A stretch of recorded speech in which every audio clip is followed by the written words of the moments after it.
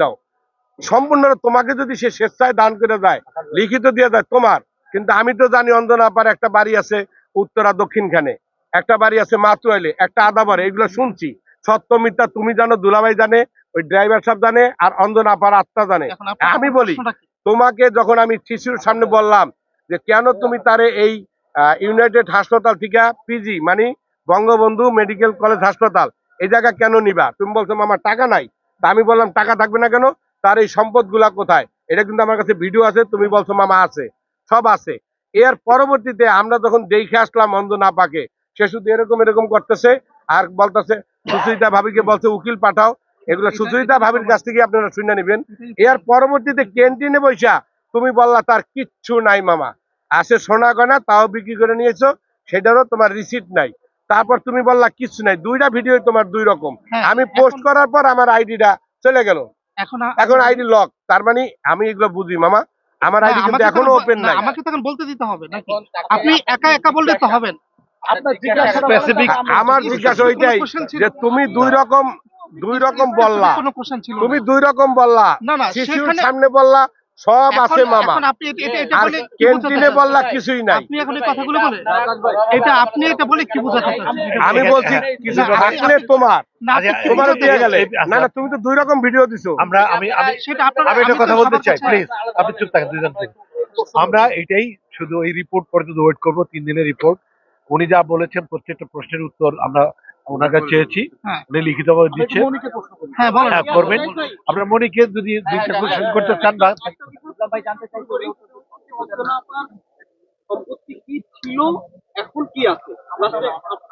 আচ্ছা যতটুকু সম্পত্তি আছে যা আছে না এটা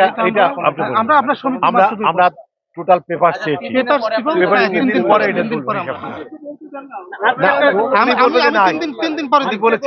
কিছুই নাই, সকল আপনাদের সকল প্রশ্নের উত্তর আমরা 3 দিন পর দেবো, এখন কোনো কিছু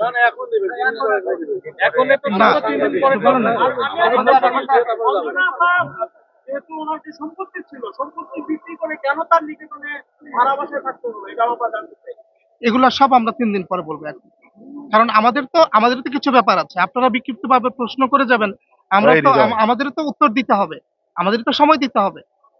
আমরা 3 দিন পর আপনাদের সবকিছু আমরা ক্লিয়ারলি বলবো।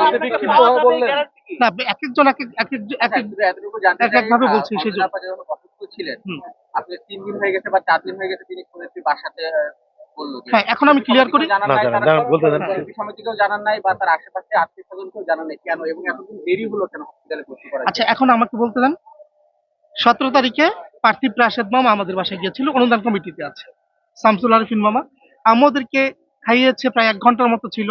18 তারিখে ইউসুফ মামা গেল, আমার জ্বর ছিল অনেকদিন, জ্বর আসে যায়, আম্মু প্যারাসিটামল খেত, কিন্তু আম্মু কখনোই কোনো ডাক্তারের কাছে যেত না এই পর্যন্ত, মানে আমি কখনো দেখিনি 10-15 বছরে আম্মুকে কোনো ডাক্তারের কাছে যেত।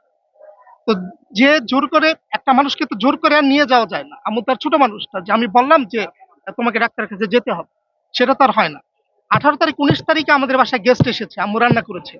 20 তারিখ 21 তারিখ আম্মুর 20 তারিখে জ্বর, 21-22 তারিখে আম্মুর লুজ মোশন হয়েছে। এর আগেও আম্মুর 2020-এর শেষের দিকে লুজ মোশন হয়েছিল, 1 সপ্তাহ ছিল, বিছানায় ছিল, তারপর নিচে নিচে ঠিক হয়ে গেছে। কিন্তু আম্মুর যে মাইল্ড স্ট্রোক হয়েছে, মাইল্ড স্ট্রোক হলে কিছু সিমটম থাকবে, যেমন কথা নাকি জড়িয়ে যায়, হাত পা নাড়াতে পারে না। হ্যাঁ এটা সত্যি, আম্মুর ডান পাটা একটু কম নাড়াতে পারতো, কিন্তু আম্মু যে স্ট্রোক করেছে সেটা বোঝার তো আমাদের কোনো উপায় ছিল না, কারণ এর আগেও লুজ মোশন হয়েছে, বাসায় ডাক্তার এনেছে, স্যালাইন দিয়েছে, ঠিক হয়ে গেছে। তো আমরা তো মনে করেছি ওই রকমই।